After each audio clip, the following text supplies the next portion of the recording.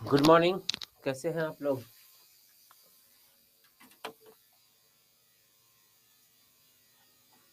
Good morning, good morning. History का tension मत लीजिए, खत्म हो जाएगा। 4-5 दिन में खत्म कर देंगे। आप लोगों को कल हम एमसीक्यू डाल दिए थे, मिला था? बिहार वाला दोनों दिन का एमसीक्यू दे दिए थे कल, मिला था आप लोग को? Radhe Radhe, good morning.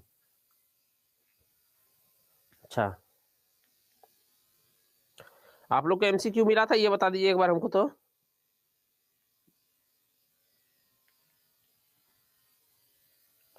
हम ठीक है, नहीं है, नहीं मिला था हमको। एक बात बताइए, नोट्स, एक मिनट रुक जाइए, रुक जाइए, रुक जाइए, रुक जाइए। नोट्स देखिए, कुछ लोग तो बोल रहे हैं जी मिला था, राजीव को मिला था। नोट्स के लिए जो आप सेक्शन था, नोट्स सेक्शन के बगल में एक और सेक्शन अब नया ऐड किया गया है कि अगर कोई मॉक टेस्ट वगैरह ले रहे हैं तो वहां आप दे सकते हैं। याद है? अच्छा, चेक ही नहीं किए थे, फिर तो क्या ही कर सकते हैं। जहां पर नोट्स सेक्शन होता है, मैं दिखा रहा हूँ, मैं दिखा रहा हूँ, एक मिनट, एक मिनट, एक मिनट। आप लोग घबराइए मत, घबराना है ही नहीं, बिल्कुल नहीं।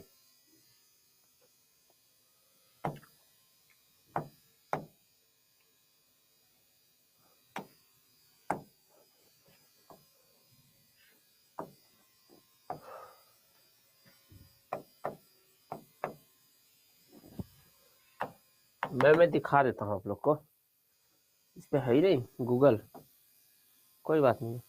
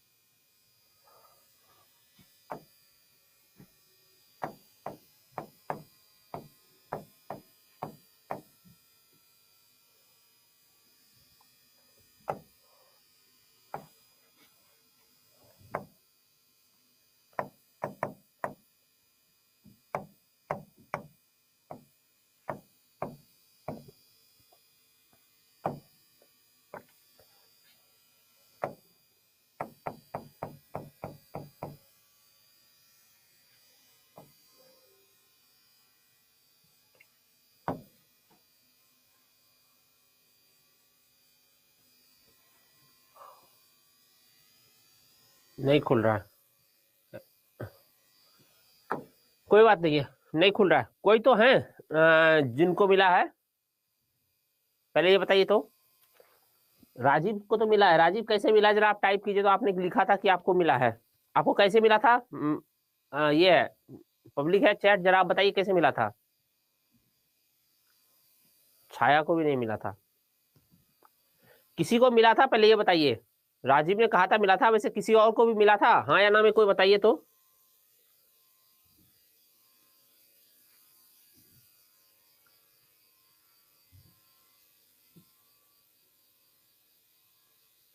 तो आप लिखे क्यों थे जी? नहीं मिला था, रुकिए हमको ढूंढने दीजिए फिर से।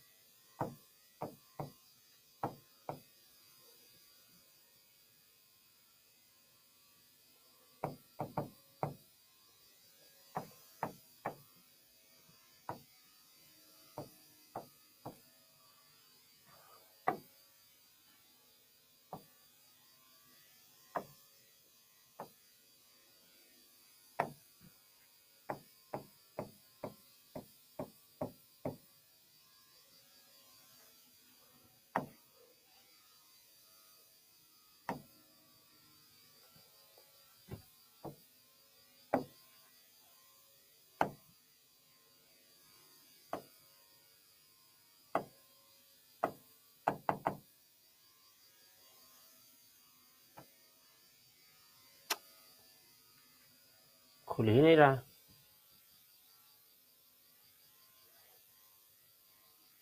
अब हम क्या करें? और इसमें है नहीं। आप लोग कहीं गूगल दिख रहा है क्या?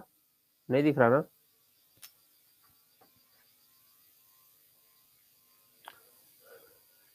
अरे पासवर्ड नहीं भूले यार, पासवर्ड भूलते तो ये वाला ऑन कहाँ से होता आप लोग का। अच्छा ठीक है, पढ़ते हैं। देखिए अंकित ने बताया है कि मिला है। एक सेकंड में फोन में ही दिखा देता हूँ, देखते हैं फोन में खुलता है कि नहीं। पहले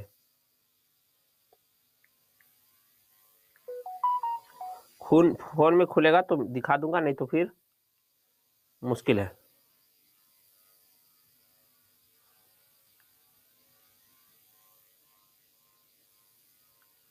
देखिए आप लोग को यहाँ पे दो दिख रहा है, लेक्चर नोट और daily practice paper.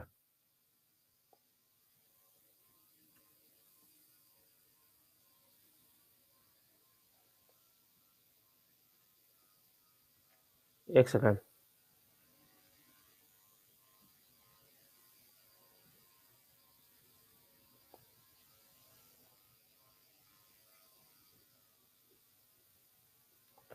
Return full कीजिए।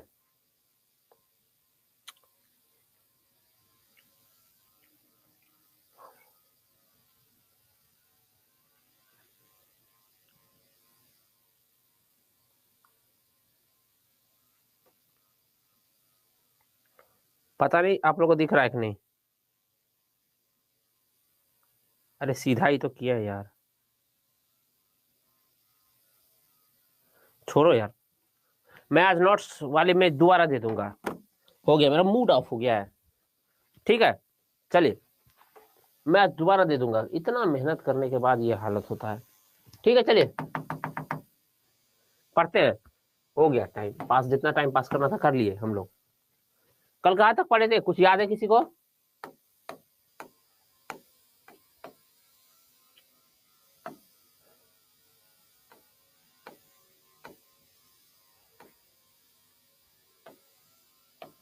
सैंडर्स वैंडर्स का हत्या वत्या हो गया था। चटगांव शस्त्रागार पे धावा बोल दिए थे, साइमन कमीशन का विरोध हो गया था।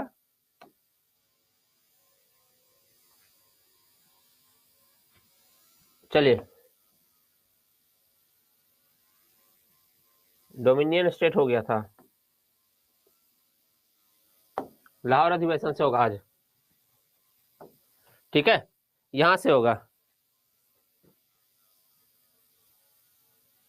हाँ यहां से होगा आज। ठीक है मैं एमसीक्यू फिर से डाल दूंगा, आज दोबारा से डाल दूंगा, और नोट्स काउंटर में इसी के साथ अटैच करके डाल दूंगा। सारा मेहनत बेकार हो जाता है। चलिए लाहौर, कांग्रेस का लाहौर अधिवेशन। देखिए कांग्रेस में ना युवाओं का प्रभाव, खास करके दो नेताओं का प्रभाव बहुत बढ़ गया था। ठीक, अभी तक आते आते।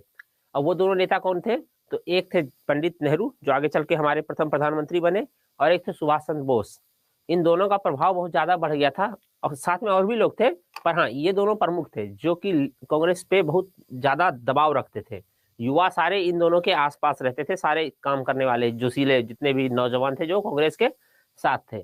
तो कांग्रेस का लाहौर अधिवेशन हुआ 1929 में, और कहाँ? लाहौर में। इस वक्त पहली बार जो युवाओं का लीडर था सुभाष चंद्र बोस और नेहरू जी, उनमें से एक पंडित नेहरू, जवाहरलाल नेहरू, मोतीलाल नेहरू, वो बन गए क्या? कांग्रेस के अध्यक्ष। ठीक है, अध्यक्ष बन गए कांग्रेस के जवाहरलाल नेहरू।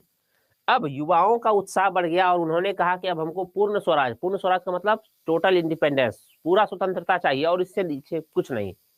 तो कांग्रेस के जो बड़े बुजुर्ग नेता थे, जिसमें गांधी जी वगैरह थे, मोतीलाल नेहरू थे, सरदार पटेल वगैरह थे, इन लोगों ने समझाया युवाओं को, बोला अरे अभी डोमिनियन स्टेट ले लो, अभी शांत रहो, इतना जल्दी मतलब उकताओ मत। लेकिन ये लोग मानने को तैयार ही नहीं थे कि नहीं डोमिनियन स्टेट नहीं लेंगे, हमको चाहिए पूर्ण स्वराज। और अधिवेशन में पूर्ण स्वराज का प्रस्ताव भी पास कर दिया। क्यों? क्योंकि युवा अध्यक्ष तो इन लोग के साथ था, पूर्ण स्वराज वालों के साथ था तब। और उसके बाद क्या हुआ? पूर्ण स्वतंत्रता दिवस भी मनाया गया 31 दिसंबर 1929 को, मध्य रात्रि को रावी नदी के तट पे मनाया गया। लेकिन आपको पता है कि उस वक्त व्हाट्सएप और टेलीग्राम वगैरह तो था नहीं कि एक बार में सबको अनाउंस कर दिए, ट्वीट कर दिए, सब अपने जगह पढ़ लिया, ये सब चीज तो था नहीं। खबर जाने में टाइम लगता था। तो पूरे देश व्यापी स्वतंत्रता दिवस मनाया जाए, इसके लिए 26 जनवरी का दिन चुना गया कि 25-26 दिन है, तब तक पूरे देश में तैयारी कर लिया जाएगा, सब जगह खबर पहुंचा दिया जाएगा, सबको बता दिया जाएगा कि स्वतंत्रता दिवस अब हम लोग 26 जनवरी को मना रहे हैं। क्योंकि टाइम लगता ना, देश के कोने कोने से मनाना था स्वतंत्रता दिवस।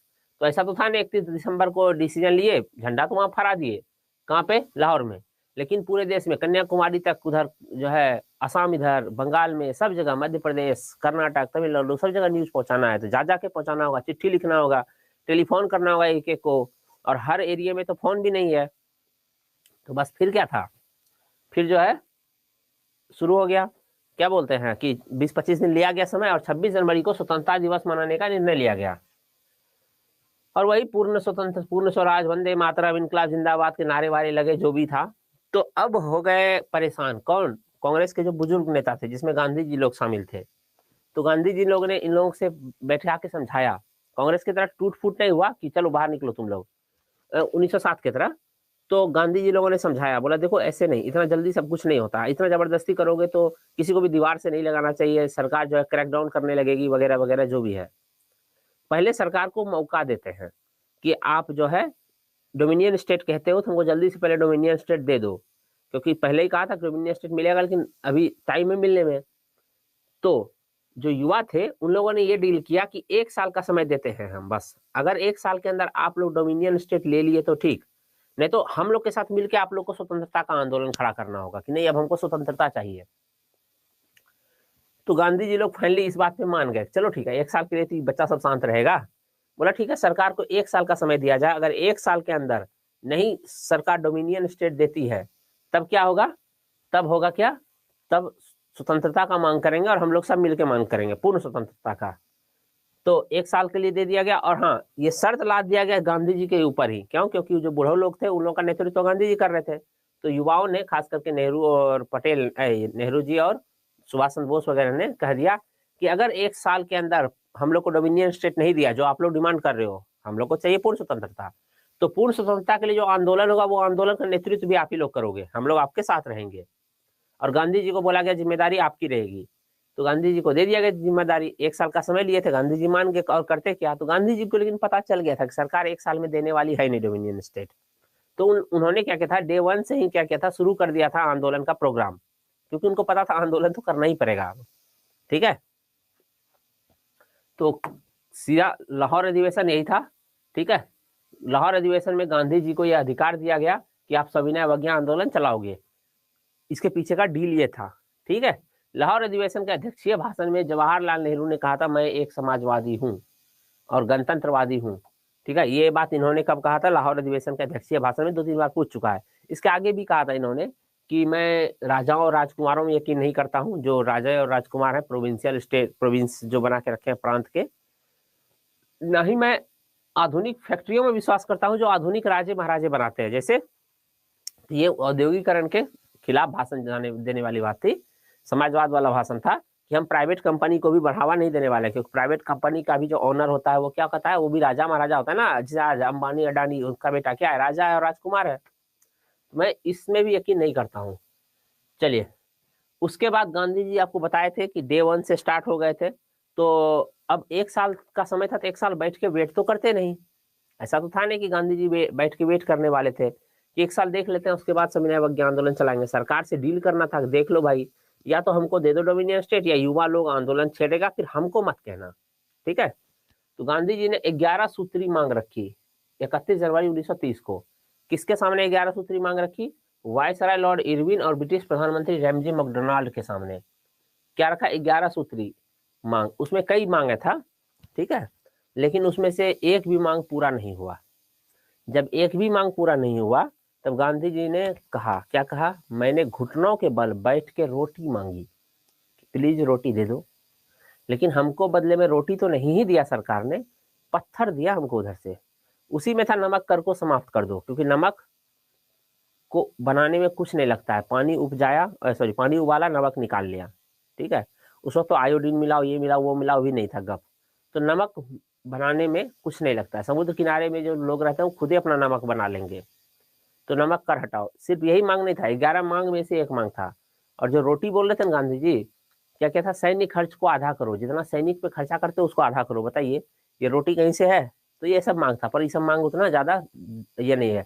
जमींदारों के लिए था कि जमींदारी जो किसानों से टैक्स ले रहे हो उसको कम करो, सिविल जो ये है होम चार्जेज उसको आधा करो, बहुत चीज था। मतलब सरकार को हिला देने वाला बात था, सरकार को मानना नहीं था। गांधी जी को भी पता था मानेगा नहीं, कोई माना नहीं, तब गांधी जी को एक लेजिटिमेसी मिल गई आंदोलन शुरू करने का। जैसे अभी किसान लोग आए हुए हैं, किसान लोग क्या कर रहे हैं, हमको एमएसपी की गारंटी मिलनी चाहिए कानून में। कानून बना करके हमको क्या मिलना चाहिए, एमएसपी का गारंटी, कि हमारे जो गेहूं है इसको इतना पे खरीदोगे तो खरीदोगे। ठीक है, आप लोग कभी सोचे हैं इस बारे में, किसान को मिलना चाहिए, कितना मिलना चाहिए, नहीं मिलना चाहिए एमएसपी, सब अलग बात है, सब बिल्कुल अलग बात है। पहले एक फंडामेंटल क्वेश्चन कि किसान उपजाता है, उसका बाजार में नहीं बिके तो क्या करे बेचारा, तो सरकार खरीदे।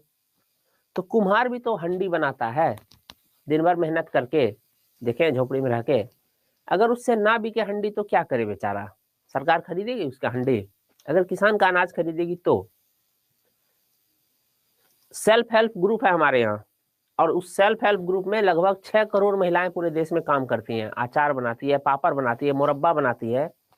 और उन गरीब महिलाओं का अचार पापड़ और मुरब्बा ना बिके तो क्या करे, क्या सरकार खरीदेगी उनका अचार और पापड़? अगर किसानों का खरीदती है तो इन लोगों का क्यों नहीं खरीदेगी?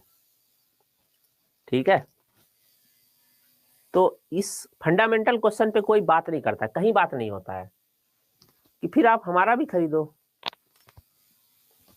बेशक अंबानी अडानी का मत खरीदो, लेकिन गरीबों का, अगर किसान गरीब है तभी तो खरीद रहे हो, तो इन लोगों का भी खरीदो। चलिए, 11 सूत्री मांग जो गांधी जी ने रखा था वो हरिजन यंग इंडिया में प्रस्तुत किया था। ये पूछता है कौन से पत्र में, यंग इंडिया में। याद रखिएगा यंग इंडिया ही, हरिजन से कंफ्यूज मत होइएगा, क्योंकि उस वक्त हरिजन पत्र चलाते ही नहीं थे। हरिजन पत्र स्टार्ट किया था उन्होंने पूना पैक्ट के बाद। उसके बाद क्या हुआ, सविनय अवज्ञा आंदोलन शुरू हो गया। गांधी जी ने 11 सूत्री मांग रखा था पर नहीं मिला। इन्होंने इसके बाद लिखा, मैंने रोटी मांगी थी बदले में पत्थर मिला, इंतजार की घड़ियां समाप्त हुई, अब होगा प्रचंड धमाल। ठीक, तो ये जो है, मैंने उई ने बोले थे अब होगा प्रचंड धमाल। मैंने रोटी मांगी थी बदले में पत्थर मिला, ये बोला था गांधी जी ने। उसके बाद क्या था, 12 मार्च 1930 को ही ऐतिहासिक सत्याग्रह की शुरुआत हो गई। ठीक है, और गांधी जी ने साबरमती आश्रम से अपने 78 अनुयायियों के साथ, साबरमती आश्रम से और 78 अनुयायियों के साथ दांडी के लिए यात्रा शुरू किया, दांडी समुद्र तट के लिए, और वहां जाके नमक बनाना था। इसी को कहा गया दांडी मार्च। ठीक, और एक बात याद रखिएगा, साबरमती आश्रम से निकलते से उन्होंने प्रण लिया था कि अब हम देश को आजाद करा के ही इस आश्रम में वापस आएंगे। जब हम देश आए थे, भारत आए थे वापस, कहाँ से, अफ्रीका से, तो हम पहली बार ये साबरमती आश्रम बनाए थे, सोचे थे जीवन भर यहीं रहेंगे। लेकिन अगर हम देश आजाद कराने निकले हैं तो हम वापस नहीं आएंगे जब तक देश आजाद नहीं होगा, या तो उधर ही मर जाएंगे, लेकिन साबरमती आश्रम नहीं लौट के आएंगे। और गांधी जी 47 में जब देश आजाद हुआ तभी साबरमती आश्रम गए थे वापस। ठीक है, और उसके बाद इन्होंने क्या किया, 12 मार्च को निकले थे और 6 अप्रैल को दांडी में नमक बनाकर नमक कानून को तोड़ा। ठीक है, हाँ, दांडी पहुंचे थे एक दिन पहले, दूसरे दिन सुभाष चंद्र बोस ने गांधी जी के इस दांडी मार्च की जो तुलना की थी नेपोलियन की एल्बा से पेरिस की ओर किए जाने वाली यात्रा से। नेपोलियन अपने दल बल के साथ एल्बा से निकला पेरिस के लिए और बोला हम पेरिस जाकर के गद्दी प्राप्त हासिल कर लेंगे। और जब वो मार्च किए और दिल्ली पहुंचे तो जो दिल्ली की पेरिस पहुंचे, पेरिस की सरकार ने गद्दी छोड़ के नेपोलियन को दे दिया डर से सत्ता, और नेपोलियन शासक बन गया कहाँ का, फ्रांस का। तो इन्होंने भी यही कहा कि पेरिस, एल्बा से लेके पेरिस तक जो नेपोलियन ने यात्रा किया था ना, ये वही है गांधी जी का दांडी मार्च। आप लोग कह सकते हैं कि इतना लंबा चौड़ा यात्रा क्यों किया, 12 मार्च से 6 अप्रैल, लगभग क्या कहते हैं 24 दिन तक क्यों चले? ये सीधा गाड़ी पे बैठते, जाकर के समुद्र किनारे जाके नमक बना लेते। इससे माहौल बनाने की क्या जरूरत था? मेन तो माहौल ही था। पूरे देश में रोज प्रकाशित होता था, गांधी जी आज 50 किलोमीटर एक्स्ट्रा चलिए, गांधी जी आज 20 किलोमीटर चले, गांधी जी ने आज रास्ते में ये भाषण दिया, इसमें ये कहा, गांधी जी के आज यात्रा में 1000 लोग आज एक्स्ट्रा जुड़ गए। ठीक है, तो इस तरह क्या हुआ, पूरे देश की जनता में माहौल बन गया था। तो गांधी जी माहौल बनाने में एक्सपर्ट थे, मतलब गुजरात वाले माहौल बना लेते हैं। ठीक है, और अपने आसपास फॉलोअर्स जुटा लेते हैं। चलिए आगे बढ़ता हूँ। उसके बाद क्या था, औपनिवेशिक सरकार ने जैसे ही देखा नमक कानून टूट गया तो उन लोगों ने क्या किया कि कांग्रेस को अवैध घोषित कर दिया। बात ये नहीं था कि गांधी जी समुद्र में जाके पानी उबाल के नमक बनाए, बात ये था कानून टूटा। अब उसके बाद तो पूरे देश भर में ऐसा चलने लगा। तमिलनाडु में सी राजगोपालाचारी ने क्या किया, तंजौर के समुद्र तट पर तिरुचिरापल्ली से लेके वेदारण्यम तक नमक यात्रा किया और उन्होंने वहां नमक कानून तोड़ा। ठीक है, केरल में वाइकोम सत्याग्रह से जुड़े हुए, मालाबार तट मतलब केरल तट, आप लोग पढ़े हैं ना, क्या बोलते हैं इसमें, ये जी ज्योग्राफी में पढ़े होंगे कि जो भारत का समुद्र तट है यह है पूर्वी समुद्र तट, पूर्वी तट है, और ये कौन सा है, पश्चिम की ओर है, तो पश्चिमी तट है, पश्चिमी तट है। पश्चिमी तट को दो भागों में बांटते हैं, ऊपर वाले को क्या बोलते हैं, कोंकण बोलते हैं, और नीचे वाले को क्या बोलते हैं, मालाबार बोलते हैं, मालाबार। यहाँ पे केरल है इसीलिए केरल तट को मालाबार तट भी बोलते हैं, या दक्षिणी तट को मालाबार तट बोलते हैं। उत्तर वाले को, यानी पश्चिमी तट के उत्तर वाले भाग को कोंकण और दक्षिण वाले भाग को मालाबार। इधर भी दो भागों में बांटते हैं। दक्षिण वाले भाग को क्या बोलते हैं, कोरोमंडल बोलते हैं, यही बोलते हैं ना, कोरोमंडल। कोरोमंडल क्यों बोलते हैं, क्योंकि हम लोग पढ़े थे ना, यहाँ पे कौन सा साम्राज्य था एंशिएंट इंडिया में, चोल साम्राज्य था। तो पहले चोल मंडलम बोलते थे, मंडलम मतलब क्षेत्र, मंडल से बना है। बाद में अंग्रेज से चोल मंडलम उच्चारण नहीं होता था तो कोरोमंडल बोलता था, चोल मंडलम की जगह। हम लोग भी तब कोरोमंडल बोलने लगे क्योंकि अंग्रेज बोल रहा है तो ठीक ही बोल रहा होगा, हम ही लोग गलत थे चोल मंडलम बोल करके, तो हमने कोरोमंडल ही बोलने लगे। और इसके ऊपर वाले को क्या कहते हैं, उत्तरी सरकार कहते हैं, उत्तरी सरकार कहते हैं। तो वही मालाबार तट पे के कलप्पम ने यात्रा किया था वाइकोम सत्याग्रह का। हालांकि आगे चल के उड़ीसा के तट को उत्कल बोलते हैं, ये उत्कल तट, इसका जिक्र हमारे राष्ट्रगान में भी है, विंध्य हिमाचल यमुना गंगा उत्कल जलध तरंगा, तो ये उत्कल वही है। चलिए आगे बढ़ते हैं। तो वैकोम सत्याग्रह के नेता के कलम्पम ने कालीकट से पेन्नोर तक नमक यात्रा किया था। कहां से कहां तक किया था, कालीकट से पेन्नोर तक की नमक यात्रा की थी। ठीक है, तो ये वाला याद रखिएगा, ये दोनों यात्राएं। आंध्र प्रदेश में नमक सत्याग्रहियों की मदद के लिए शिविरम की स्थापना की गई थी, ये भी याद रखिएगा कि शिविरम किस राज्य में बना था, कि वहां पे लोग आते थे, भाषण वाषण देते थे, प्रशिक्षण होता था कैसे कहाँ जाके नमक कानून तोड़ना है वगैरह वगैरह। ठीक है, और धरासना सबसे ज्यादा खतरनाक हो गया था। धरासना में साल्ट वर्क था, मतलब वहां पे कंपनी थी जो नमक बनाती थी।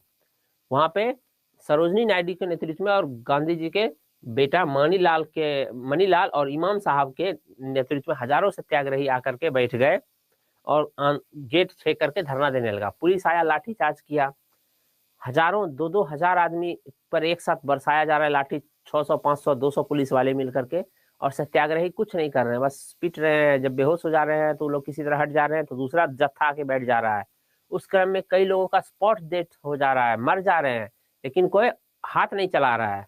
ठीक है, इस घटना को देखा था पता है किसने, अमेरिकी पत्रकार वेब मिलर ने देखा था। वेब मिलर ने इस घटना को देखा था, धरासना साल्ट वर्क का, और उसने बकायदा अपने लेख में, बाद में वेब मिलर गांधी जी का जीवनीकार भी बनता है, जीवनी भी लिखता है गांधी जी का।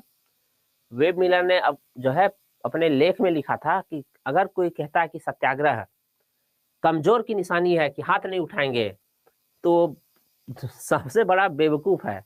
दुनिया में सबसे मजबूत इंसान जो होता है ना, सत्याग्रह वही कर सकता है। वो ये उनके शब्द थे कि दुनिया में, मतलब भाव बता रहे हैं, अब हो सकता है एक लाइन में थोड़ा बहुत बदलाव हो, क्योंकि बोला कि जो है भीड़ कम से कम 10 गुना थी पुलिस से, और वो चाहती तो 2 मिनट में पूरे पुलिस वाले को वहां से खदेड़ सकती थी, निपटा सकती थी, जो कर सकती थी मतलब कर सकती थी। लेकिन एक भी व्यक्ति ने स्पॉट डेथ करने के बावजूद भी दूसरे लोगों ने हाथ नहीं उठाया पुलिस पर। तो ये जो अनुशासन है अहिंसा का, ये दुनिया के कुछ मजबूत लोग कर सकते हैं। तो ये उन्होंने अपने पत्र में लिखा था, तब पूरी दुनिया ना सत्याग्रह से पहली बार परिचित हुई थी। और गांधी जी को पता है, शायद इसी लोग के लेख के कारण टाइम पत्रिका ने जो है पर्सन ऑफ द ईयर चुना था। यरवदा जेल में धार्मिक गीतिकाव्य सॉन्ग ऑफ प्रिजन की रचना की, किसने, गांधी जी ने। यरवदा जेल में बंद कर दिया गया था। इसी समय पाकिस्तान के खैबर पख्तूनख्वा इलाके में और बलूचिस्तान एरिया में खान अब्दुल गफ्फार खान, जिनको सीमांत गांधी कहा जाता है, ने सविनय अवज्ञा आंदोलन का नेतृत्व किया। और इन्होंने खुदाई खिदमतगार नाम का एक संगठन बनाया, और लाल कुर्ती आंदोलन या संगठन भी कहते हैं इसको। क्यों, क्योंकि इनके जो अनुयायी थे वो सभी लाल कुर्ता पहनते थे, इसलिए लाल कुर्ती आंदोलन भी कहा गया इनको, या दल कहा गया। इन्होंने एक पत्रिका निकाला था पख्तून नाम से, ठीक है, पख्तून नाम से एक पत्रिका भी निकाला था।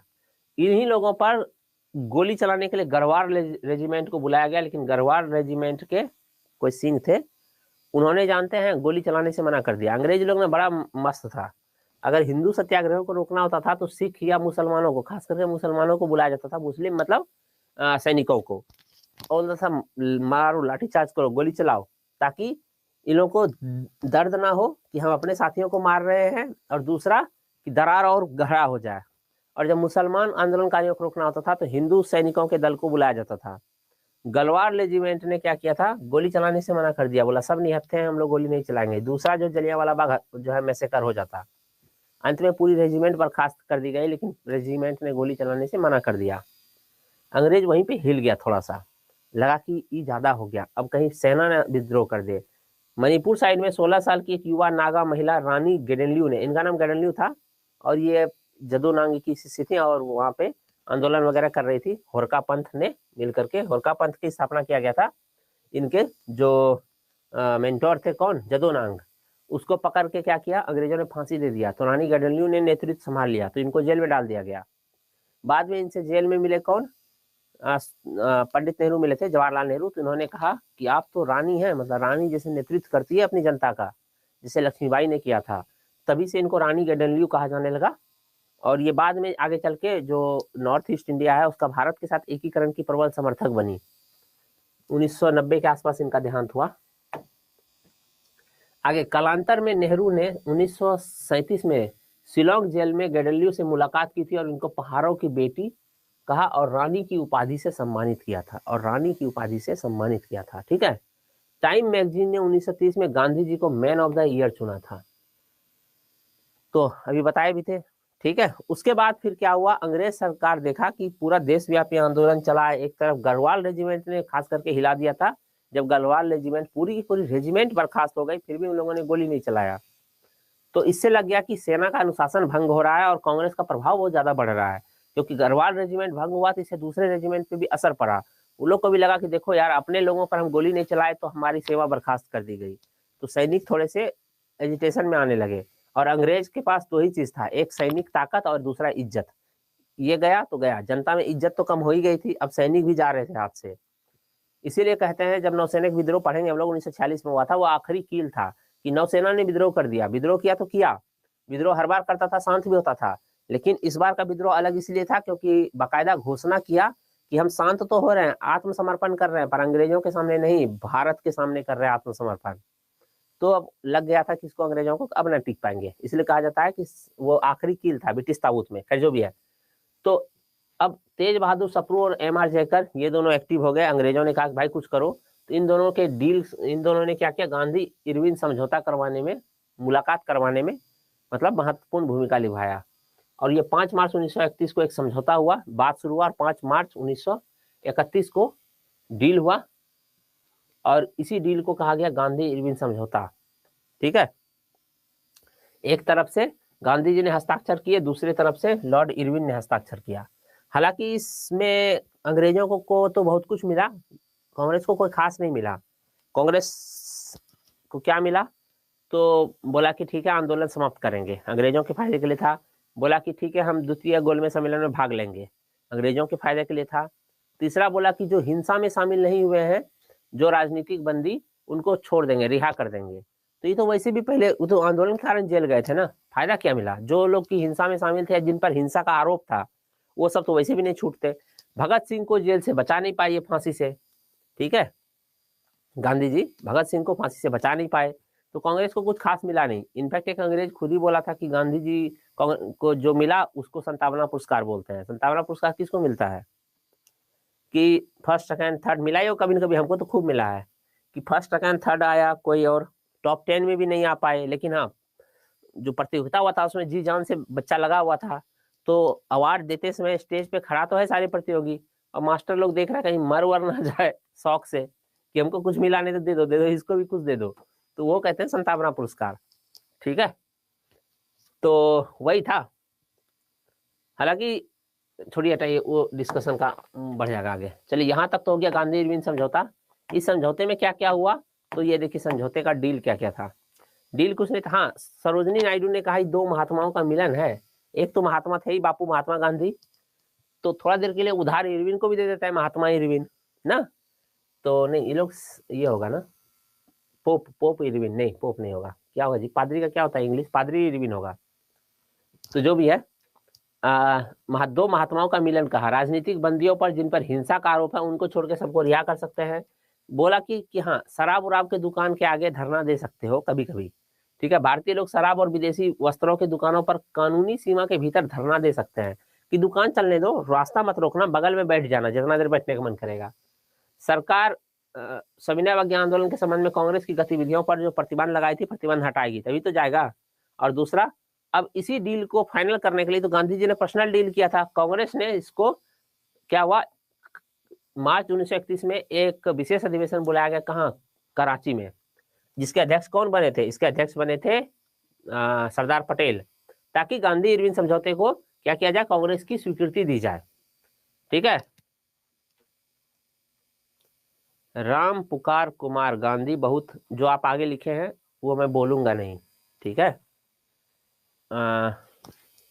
आप लोग 2 मिनट का ना सुनिए। अगर आप लोग को गांधी जी पर लग रहा है कि हाँ बहुत बेकार आदमी थे, दुनिया में ऐसा कोई इंसान नहीं है जिसके हर डिसीजन परफेक्ट हो, लेकिन ओवरऑल प्रभाव क्या है।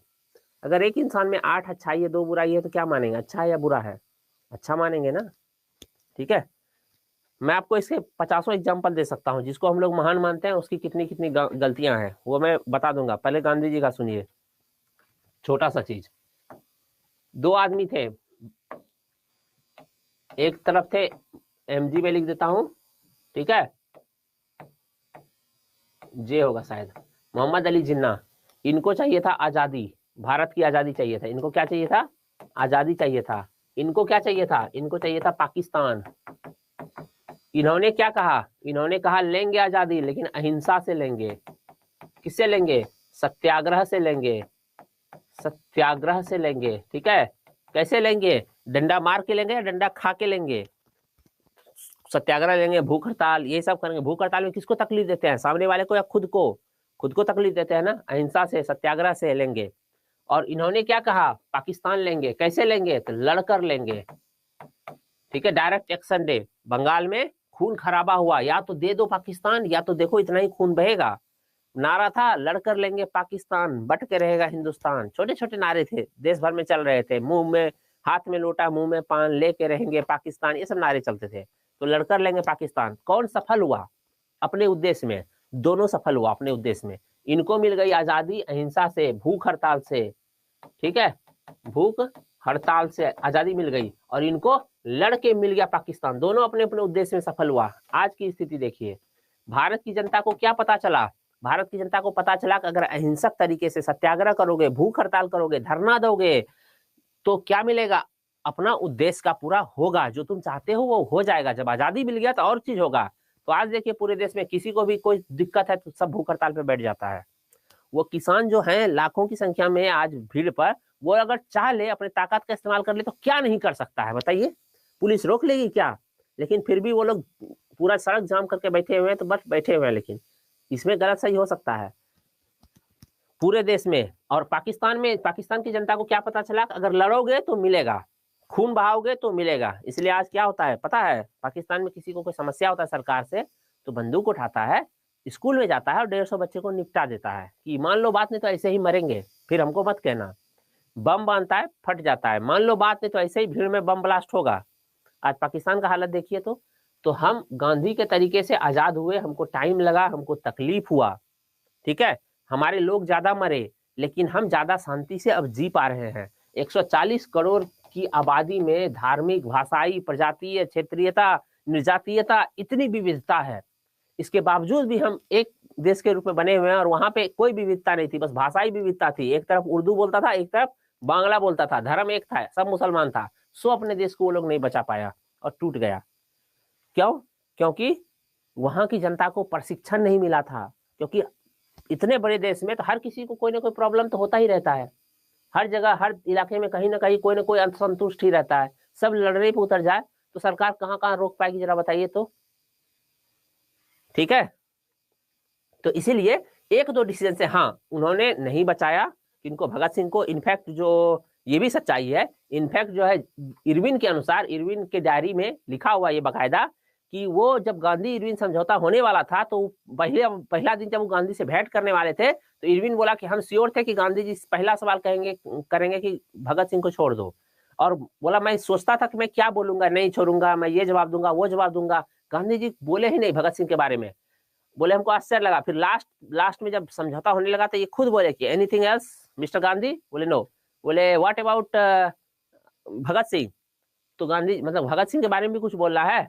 तो गांधी जी बोले it's your law and order issue, ये आपके कानून व्यवस्था का मामला है, आप देख लो क्या करना है, क्या करना है। भटका दिया भगत सिंह को। तो गांधी जी का ये भी ये है दिक्कत है। अब रही बात कि हम बताए थे कि हर महान से महान इंसान में कोई ना कोई छूट ये कमियां तो होता ही है। हम लोग कबीरदास के बारे में कितना अच्छा पढ़ते हैं कि उन्होंने हिंदू मुसलमानों के लिए बोला कि देखो ये मत करो, लड़ो मत, हिंदू तुर्क का करता है कि हिंदू और तुर्क का एक ही करने वाला है, जो बनाने वाला एक ही है, क्यों लड़ते हो आपस में। या हिंदू धर्म की कई सारी बुराइयां थी, जाति व्यवस्था पे चोट किया कि जो तू बावन भवनी जाया अन्न बाट काहे नहीं। अगर तू अपने आप को ब्राह्मण समझते हो और श्रेष्ठ समझते हो तो तुम किसी और रास्ते से आते, तुम भी उसी रास्ते से क्यों आए जिधर से बाकी सारे लोग आते हैं। या मुसलमानों के क्या बोलते हैं कर्मकांड पे कि कक्कर पत्थर जोड़ के मस्जिद लई बनाए, ताज चढ़ी मुल्ला बांग दे, क्या बहरा हुआ खुदा है कि कक्कर पत्थर जोड़ करके मस्जिद तो बना लिए, उस पे चढ़ के मुल्ला बांग देता है कि बहरा है खुदा क्या। या हिंदुओं पर कहा क्या कहा कि पत्थर पूजे हरी मिले तो मैं पूजू पहाड़, ताते तो छक्की भली पीस का है संसार, कि अगर पत्थर पूजने से भगवान मिलता है तो चलो हम पहाड़ ही पूज देंगे डायरेक्ट, इससे बढ़िया तो चक्की को पूजो जिसको पीस करके जिसमें अनाज को पूरा संसार खाना खाता है, पेट भरता है।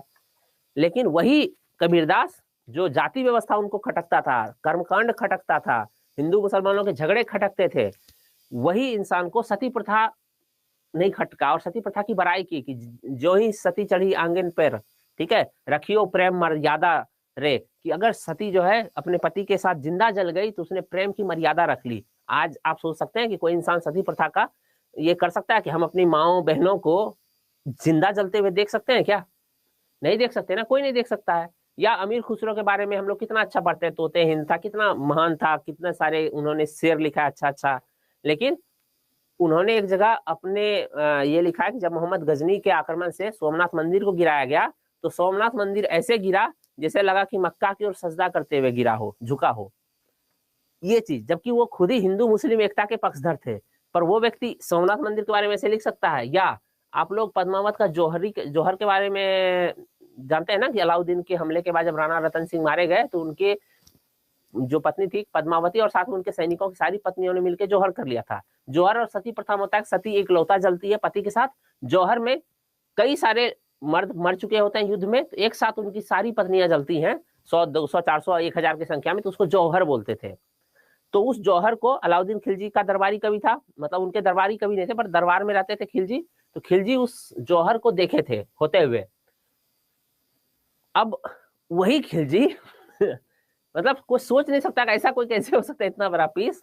उन्होंने जब जलते हुए देखा महिलाओं को, तो कोई भी अगर आग में जलेगा तो पहले उसका क्या जलेगा, कपड़ा जलेगा ना, तो वो जलने से पहले, पूरा जलने से पहले 1-2 मिनट के लिए ऑलमोस्ट उसका कपड़ा सारा जल चुका रहेगा। तो उन्होंने वर्णन किया कि जब कपड़ा जला था सारी महिलाओं का तो उसके बाद उनके बदन की सुंदरता कितनी चमक रही थी उस आग में। तो क्या करेंगे, इसका मतलब हम क्या करें, अमीर खुसरो को ये कर दें, उसका सब कुछ हटा दें?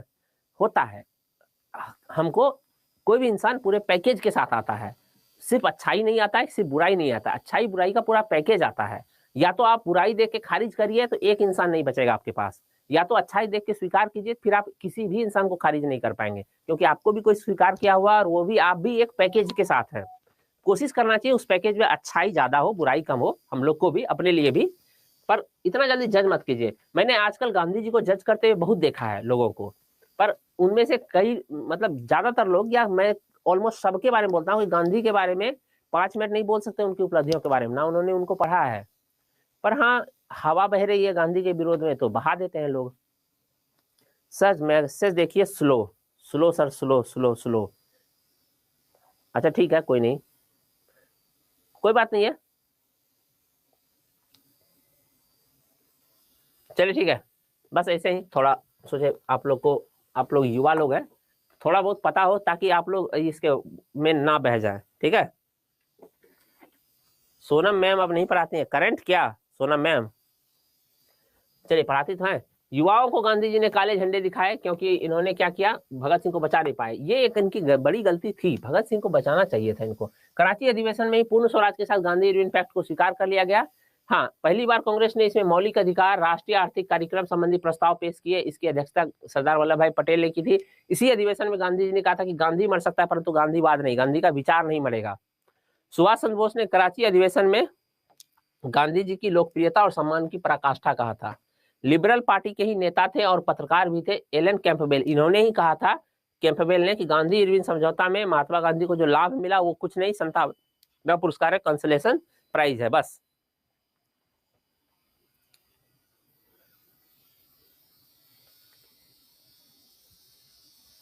चलिए आगे बढ़ा। द्वितीय गोलमेज सम्मेलन, गोडसे को मानने वाले ही गांधी को गोली देते हैं। मेरे पास गोडसे के लिए भी बहुत तर्क है, कभी फुर्सत में बैठिएगा, फिर आपको गोडसे से भी नफरत नहीं होगा और गांधी से भी नहीं। द्वितीय गोलमेज सम्मेलन लंदन में 7 सितंबर 1931 से लेकर के 31 दिसंबर 1931 तक चला। ठीक है, जब हमारे यहाँ पे गुरुकुल में बहस होता है ना कई बार सर लोग के बीच, तो एक बार एक सर जो है गोडसे का पक्ष ले रहे थे, वैसे किसी से डिस्कस मत कीजिएगा, और बाकी सब लोग गांधी का। स्वाभाविक है, अगर आप सार्वजनिक रूप से डिस्कस करेंगे तो गोडसे और गांधी में सब लोग गांधी का ही पक्ष लेंगे ना। तो मैं ना सर के साथ हो लिया, क्योंकि बेचारे अकेले हो गए थे, और अंत में सारे लोग मान गए कि हाँ गोडसे बुरा आदमी नहीं था, गोडसे बढ़िया था, बस उससे थोड़ी सी गलती हो गई, एक छोटी सी, वो भी बड़ी गलती नहीं, छोटी सी गलती, गांधी जी को निपटा करके। तो चलिए आगे बढ़ते हम लोग। द्वितीय गोलमेज सम्मेलन के समय रैमजे मैकडोनाल्ड ब्रिटेन का प्रधानमंत्री था और सैमुअल होर भारत सचिव था, और विलिंगटन भारत का वायसराय बन चुका था। इरविन की जगह कौन आ गया था वायसराय बन के? विलिंगटन आ गया था। ठीक है, इस सम्मेलन में गांधी जी ने किस जहाज से यात्रा किया था? राजपुताना से यात्रा किया था, और उनके साथ एक और सदस्य गई थी कांग्रेस की, कौन? सरोजनी नायडू, उनका सचिव वचिव बन करके समझिए। और द्वितीय गोलमेज सम्मेलन सांप्रदायिक समस्या विवाद पर जाकर के समाप्त हो गया और निर्णित रह गया। ठीक है,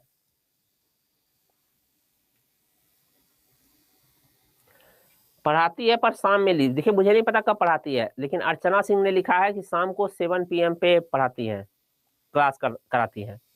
तो देख लीजिए, अर्चना का मैसेज तो यही है, बाकी मुझे नहीं पता, मुझे सच में नहीं पता। चलिए, गोलमेज सम्मेलन हो गया। इस सम्मेलन में गांधी जी को अर्धनग्न फकीर कहा था विंस्टन चर्चिल ने, जो आगे चल के द्वितीय विश्व युद्ध में ब्रिटेन का प्रधानमंत्री बना था। ठीक है, 1931 को गांधी जी लंदन पहुंच गए वापस। 28 दिसंबर 1931 को लंदन पहुंच गए और बोले मैं खाली हाथ आया हूँ, लेकिन मैंने वो झंडा गिरने नहीं दिया जो मुझे थमाया गया था, बस यही, इतना इंपॉर्टेंट है नहीं। और इन्होंने जनवरी 1932 में दोबारा शुरू कर दिया क्या? सविनय अवज्ञा आंदोलन। हालांकि इस आंदोलन में अब दम नहीं रहा था, जनता भी थक चुकी थी, और गांधी जी को वापस से गिरफ्तार भी कर लिया गया था। और गांधी जी उस वक्त कहाँ थे? यरवदा जेल में थे। अब सांप्रदायिक पंचाट पढ़ लेते हैं, उसके बाद फिर कंप्लीट कर लेंगे। अमित ने लिखा है 11 बजे से होती है सोनम मैम की क्लास, 10 AM डेली। अच्छा, 11 नहीं, 10 बजे से, 10 बजे से होती है सोनम मैम की क्लास। अमित ने ये लिखा है आप लोग के लिए। चलिए ठीक है। अंग्रेजों की बांटो और राज करो नीति का परिणाम था सांप्रदायिक पंचाट। क्या था? 1932। सुनिए, 1909 में मुसलमानों को दिया गया था पृथक निर्वाचन। 1919 में इस मुसलमानों को दिया गया पृथक निर्वाचन, बढ़ा करके सिखों को भी दे दिया गया, एंग्लो इंडियन को दे दिया गया, ईसाइयों को दे दिया गया, यूरोपियों को दे दिया गया, सबको दे दिया गया। अब बच गए थे बस एक दलित, दलितों को भी दे दिया गया 1932 में। गांधी जी बोले ई चोलवे ना, बहुत हो गया। अब दलितों को दे करके तुम पृथक नहीं कर सकते हो, नहीं तो दलितों को क्यों दिया गया? क्योंकि वो बेचारे दलित हैं, अछूत हैं, तो उनकी अछूतता को राजनीतिक मान्यता मिल जाएगी, और अगले 1000 साल तक भी हम लोग अछूत छुआछूत की समस्या नहीं मिटा पाएंगे। ठीक है, इसलिए क्या होगा? दलितों को पृथक निर्वाचन नहीं, हाँ दलितों को सीटें ज्यादा दे देते हैं। तो फाइनली क्या हुआ? पूना पैक्ट हुआ, और ये घोषणा कब की गई थी? 16 अगस्त 1932 को रैमजे मैकडोनाल्ड ने किया था, इसलिए इसको मैकडोनाल्ड अवार्ड भी कहते हैं। ठीक है, या कम्युनल अवार्ड कहते हैं, जिसमें दलितों को अल्पसंख्यक मान लिया गया था। ठीक है, ईसाइयों और मुसलमानों की तरह और सिखों की तरह। फाइनली गांधी जी ने यरवड़ा जेल में आमरण अनशन कर दिया, और ये पहला आमरण अनशन था गांधी जी का। अभी तक भूख हड़ताल करते थे, लेकिन ये नहीं कहते थे कि हम मरने तक भूख हड़ताल करेंगे। गांधी जी ने कहा कि अब हम नहीं देख पाएंगे कि पृथक निर्वाचन मिल गया किसको? दलितों को। या तो हम भूखे मरेंगे, या तो फिर इस डिसीजन को पलटा जाए। तो फिर क्या था? कांग्रेस के सारे नेता एक्टिव हो गए और डॉक्टर अंबेडकर से डील करना शुरू कर दिए, क्योंकि अंबेडकर ही थे दलितों के नेता, इनको ही मनाना था। तो मदन मोहन मालवीय, राजेंद्र प्रसाद, पुरुषोत्तम दास टंडन वगैरह ने प्रयास किया, और अंबेडकर और गांधी जी के बीच पूना पैक्ट हो गया। इसके तहत दलितों को जो सीट था, वो सीट जो 71 सीट पहले मिला हुआ था, उसको बढ़ा के 147 सीट कर दिया गया। लेकिन बस एक ही शर्त रखा गया कि आप पृथक निर्वाचन छोड़ दो, आपको सीट डबल से भी ज्यादा मिल जाएगा। तो अंबेडकर साहब ने छोड़ दिया पृथक निर्वाचन की जिद को। ठीक है, और फाइनली डॉक्टर अंबेडकर ने साइन किया, और गांधी जी की ओर से मदन मोहन मालवीय ने साइन किया पत्र पे। डील हुआ, चलो कांग्रेस 147 सीट देगी, लेकिन 71 की जगह पे लेकिन पृथक निर्वाचन अधिकार वापस ले लिया जाए, और फाइनली पृथक निर्वाचन वापस ले लिया गया और दलितों को जो पृथक निर्वाचन मिलने वाला था वो कंप्लीट हुआ। लेकिन जब पृथक निर्वाचन जो दलितों को दिया गया था, ये जब डील तो हो गया, यानी कि गोली जो है सर में लगने की जगह बगल से गुजर तो गया, पर गांधी जी को एक बात पता चल गई, क्या कि दलितों की समस्याओं का समाधान अब करना होगा, नहीं तो समस्या बढ़ जाएगी आगे चल के। तो गांधी जी ने क्या किया, उसके बाद सक्रिय राजनीति से संन्यास ले लिया, बाकायदा इन्होंने कांग्रेस की सदस्यता त्याग दी और अब बोले कि अब हम पूरा जीवन, ये तो अलग बात है, बाद में भारत छोड़ो आंदोलन के कारण इनको वापस आना पड़ा राजनीति में, और भी कई कारण से एक्टिव रहे राजनीति में, पूरा संन्यास ले लिए, लेकिन इन्होंने अपना मुख्य काम क्या निर्धारित किया, कब हम पूरा टाइम छुआछूत उन्मूलन पर ही कार्य करेंगे और कुछ नहीं करेंगे। तो दलित वर्ग को हरिजन नाम दिया इन्होंने कि लोग हरि के जन हैं, ठीक है। हालांकि बाद में आगे चल के इस पर भी हंगामा हुआ कि दलितों की मांग क्या थी, समानता की मांग थी ना, तो आप उनको स्पेशल क्यों बना रहे हो हरिजन, अगर हरि का जन भगवान का जन है सभी भगवान के जन है, भगवान के लोग हैं, ठीक है। पूना समझौता के बाद उन्होंने हरिजन सेवक संघ की स्थापना कर दी और हरिजन कल्याण के लिए अखिल भारतीय छुआछूत विरोधी लीग की स्थापना की और हरिजन नाम का क्या किया, साप्ताहिक पत्र भी निकाला, हरिजन नाम का साप्ताहिक पत्र निकाला। और 7 नवंबर 1933 को गांधी जी ने वर्धा से हरिजन की यात्रा शुरू कर दी, हरिजन यात्रा। साबरमती से तो करेंगे नहीं क्योंकि साबरमती पहले ही छोड़ चुके थे, तो वर्धा से उन्होंने, जब जेल से छूटे तो वर्धा से उन्होंने हरिजन यात्रा शुरू किया कि जो है क्या करना है, ये छुआछूत के खिलाफ आंदोलन चलाना है पूरे देश भर में। उसके बाद इसी बीच तीसरा गोल में सम्मेलन हुआ, क्योंकि दूसरे में तो कांग्रेस गई थी, तीसरे में गई नहीं। कब हुआ, 7 नवंबर 1933, सॉरी 7 नवंबर 17 नवंबर 1932 से 24 दिसंबर 1932 के बीच। कांग्रेस ने इसमें भाग नहीं लिया था, ठीक है। और सम्मेलन की समाप्ति के बाद, तीनों गोल में सम्मेलन की समाप्ति के बाद क्या हुआ, जो निष्कर्ष निकला उस निष्कर्ष को एक अधिनियम के रूप में प्रस्तुत किया गया, जिसको कहा गया भारत शासन अधिनियम 1935। इसके प्रावधान अब हम लोग कल पढ़ेंगे, आज यही तक रहने दीजिए, यहाँ तक कांग्रेस समाजवादी पार्टी से कल पढ़ेंगे, ठीक है। आज के लिए यहीं तक रहने दीजिए, मैं यहाँ तक का नोट्स आप लोग को दे दूंगा, ठीक, और टिक लगाया हुआ नोट्स दे दूंगा, चिंता मत करिए आप लोग बस।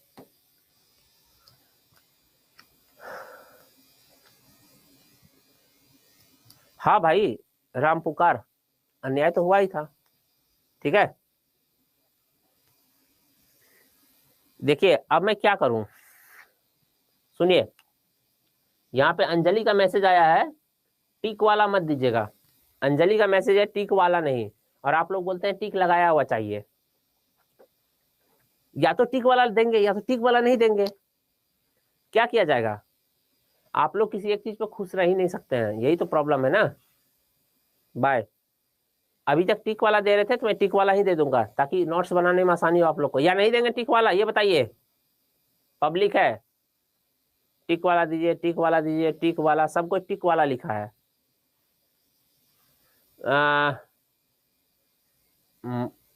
मोहम्मद आलम आपको नहीं मिलता है तो हम क्या करें बताइए, सारे लोग तो डाउनलोड करते हैं, ऐप्स वहीं से डाउनलोड करते हैं।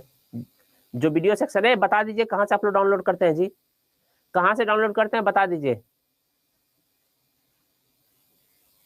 हाँ ठीक है, वोट तो ज्यादा है टिक वाले का, इसे टिक वाला ही देंगे। एक बार लिख दो जल्दी से, कहाँ से डाउनलोड करते हो, मोहम्मद आलम को नहीं मिलता है।